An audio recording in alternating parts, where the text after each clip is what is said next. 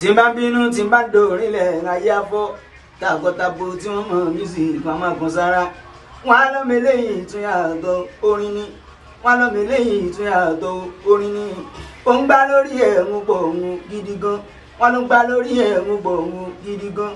wọn á ní torí orin tó ń kọ́ orin túmọ̀ wọn ó lọ́gbọ́n ẹ̀yin tí wọ́n má jẹ́ ká sọ̀rọ̀ jù ó ti yé yín another blockbuster rẹ́kọ̀dù tuntun ó máa jáde ní December 10 Sunday ẹlẹ́ẹ̀kejì nínú oṣù December yẹn gbọ̀ngàn la máa launch album yìí ẹ̀yin tí wọ́n má gọ àkàrà tamúlélẹ̀ ṣẹ́tìrì àkàrà yìí kò wọ́n ju 2,500 naira ó ní fọ́pàá mẹ́rin péré ṣẹ́rí pé kò wọ́n ju tètè wá mú tiẹ̀ o kó má lọ darí yànjiyàn o nígbà tí a máa ṣe tán mú fúdò ní dèndé orin ẹ̀rí tùǹgbà ní tiwa ẹ̀wà pa.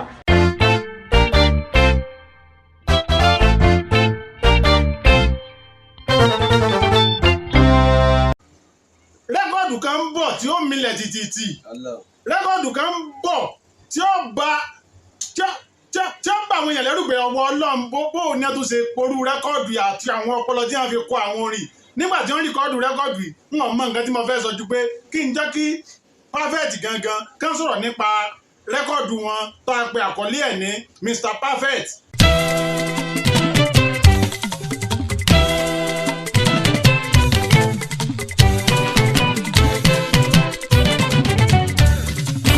tètè bá mi ṣe Ọlọ́run o mo fẹ́ lówó. ibikíbi tẹ́ bá ti ń wò mí káàkiri àgbáyé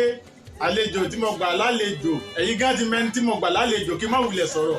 ẹ bá ń kí àwọn aráalé pẹ̀lú ohùn orin kí wọ́n mọ̀ pé yìí ni. ọmọọba subhanaka rọ́bánà mímọ́ ní fọlọ́hún ọba tó mọ́ kànga ò tó ń gbèbí tó mọ́ àṣeyìí òwú lọ́lọ́hún tó bá ṣe ta ló máa bí sáàtì máa fi mí dára kára tí ó pa mí lẹ́kún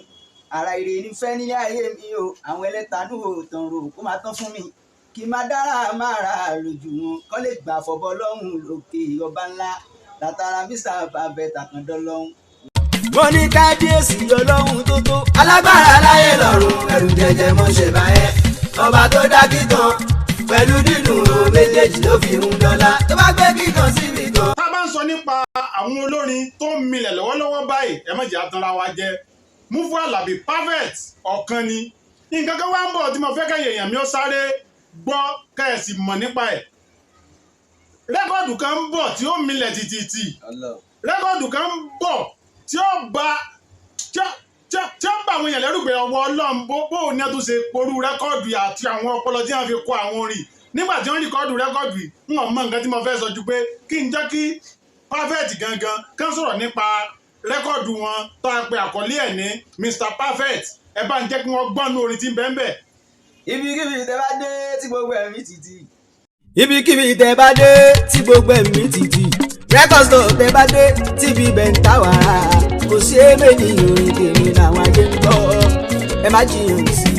ọjà mi ló yá ń bẹ̀ o. ibi tẹ́ bá dé tí gbogbo ẹ̀mí títì. record store tẹ́ bá dé tí bíbẹ̀ ń ta wàrà. kò sí èméjì orin tèmi làwọn ajé ń gbọ́. ẹ má jiyàn sí ọjà mi ló yá ń bẹ̀ o. tiwa kò kí ń ṣẹ̀ṣẹ̀ àtúrú original lórin wa àwọn ọ̀jọ̀gbọ́n nílẹ̀ yìí àwọn professors doctor pẹ̀lú lọ́ọ̀yà gan wọ́n bá mi mú jómi àwọn promoters nílẹ̀ yìí wọ́n ń forí wa ṣeré ìdí ọ̀rọ̀ rẹ̀ jọmọ́ mi tí wọ́n dẹ̀bi kó lè Adékunle ṣọ́ọ̀lì orin tèmi náà ń gbọ́ Adékunle Perfect èmi làwọn ayé ń fẹ́ torí pọ́nlọ́yìn ìlàdùn làwọn tèmi ṣe ń gbọ́ ó dẹ̀ tún fúnni nímọ̀ ó tún kọ́ni lọ́gbọ́n ẹ̀yin èèyàn mi ẹ kó lè. rẹ́kọ̀dù yẹn kọjá bẹ́ẹ̀ mi ò lè sùn torútorú ni mo sáfi ń lálàá ni pé Ọlọ́run o torí ibì kan tún mẹ́mẹ̀tẹ́ tún kọ́ tẹ́ ẹ ní wípé ìwọ gan just imagine so ẹ jáwọn èèyàn gbọ́. mo ní ọmọ confam ní apá àti tẹ̀gàn orin tí mo bá kọ ọ̀rọ̀ ọmọ kò láfiwé èdè tí mo bá pè Ọlọ́run kò láfi ìdọ̀ kò ṣe fiwé tẹ́nìkẹ́nì ìbọ̀dì nílé agodo mi ò sínú olórin tán máa ń hùwà àwòkọ orin Alábí yàtọ̀ sáwọn olórin àpọ̀dá tán lè dánú ro láti kọ orin àdídùn tán lè dánú ro kí wọ́n ó kọ àdìtúrin wọn á ní Mufu tó ń kọrin tó ń dún aráyé èmi Alábí tó ń pèdè tọmọ aráyé ń fẹ́ káwọn kan wá kójọ bíi mẹ́fà sí méje tàbí jù bẹ́ẹ̀ lọ pé kí irú ẹ̀bùn yẹn kù ìwọ gan just imagine só lè ṣe ṣe kọ́mọ tó ń kọrin tó dùn káwọn ayé lọ́gbọ́n àtẹ̀gùn tó ascent from heaven kó àparẹ́ Mufu láì ìwòlòṣò lè ṣe ṣe ni. ọmọ confam ni àbádìdẹ̀ gan orin tí mo bá kọ ọlọ́run kò láfiwé èdè tí mo bá pè ọlọ́run kò láfijọ kò ṣe fiwé tẹ́nikẹ́ni bọ́dì ní agodo mi ò sínú olórin tó máa ń hùwà òkọrin Alábí yàtọ̀ sáwọn olórin àpọ̀dá tán lè dánú rò láti kọrin àdínúwó tán lè dánú rò kí wọ́n ó kọ àdìtorin. ẹgbọ́n náà kí ló so ọpọlọ yìí pẹ̀lú ọpọlọ ọba orin King Saheed Òṣùpá pọ̀ tí àwọn àgbékalẹ̀ yìí fi ń jọ ń lágbára tó báyìí. Ọlọ́run ló ṣe bẹ́ẹ̀ gbogbo lọ́wọ́ Ọlọ́run ló wà. ṣé ó kèé sí pé bóyá ẹ ní ọgbọ́n kan tí ẹ dá sí bóyá lọ́gbọ́n. bàbá gbogbo nǹkan tọ́lọ́run ní o gbogbo nǹkan tọ́lọ́run ní gbogbo nǹkan lórílẹ̀ ayé bó ṣe tóbi tó túbọ̀ tó bó ṣe lágídù bó ṣe inú omi lórí òkè lábẹ́ àpáta gbogbo nǹkan tó ń bẹ lórílẹ̀ bàbá tọ́lọ́run ní tọmọ èèyàn kọ́ ó ṣe rí gbogbo nǹkan tọ́lọ́run ní Ọlọ́run lójú ibẹ̀. rẹ́kọ̀dù tí ń pè àkọlé ẹ̀ ní Mr Perfect yìí àfi kẹ́ ẹ gbọ́ ẹ ti ń gbọ́ orin tẹ̀mí mi mo sọ fún yín ẹ ti ń gbọ́ orin tẹ́ ẹ bá ti gbọ́ orin tí ń pè àkọlé ẹ̀ ní Mr Perfect látọwọ́ Muftau Alabi Perfect orin yín tẹ́ gbọ́ kù kan. Perfect gani orí mú fún doni dèndé orin ẹ̀rí sí. síyá ni tiwa ẹ mọ̀.